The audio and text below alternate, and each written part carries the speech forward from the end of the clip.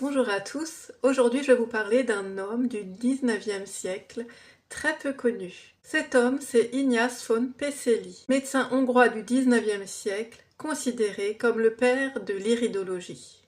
Mais son histoire commence bien avant cela. Lorsqu'il était enfant, il aurait blessé accidentellement une fouette, et en observant son œil lors de cette blessure, il remarqua qu'une tache de sang apparaissait dans son iris. Ce moment va le marquer profondément.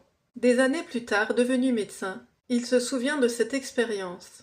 Il commence ainsi à observer les yeux de ses patients avec une attention toute particulière. Peu à peu, il établit des correspondances avec certaines zones de l'iris et l'état du corps de la personne. Il découvre que l'iris semble refléter ce qu'on voit à l'intérieur de l'organisme. Et c'est ainsi qu'est née l'iridologie. Une approche douce, naturelle, qui ne cherche pas à diagnostiquer des maladies, mais à comprendre le terrain organique d'une personne.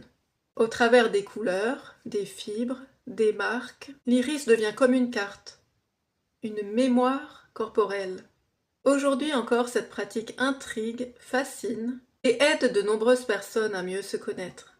D'ailleurs, elle peut même cacher des hérédités. Alors, oseriez-vous tenter l'expérience de l'iridologie? Parce que dans votre regard se cache certainement une partie de votre histoire.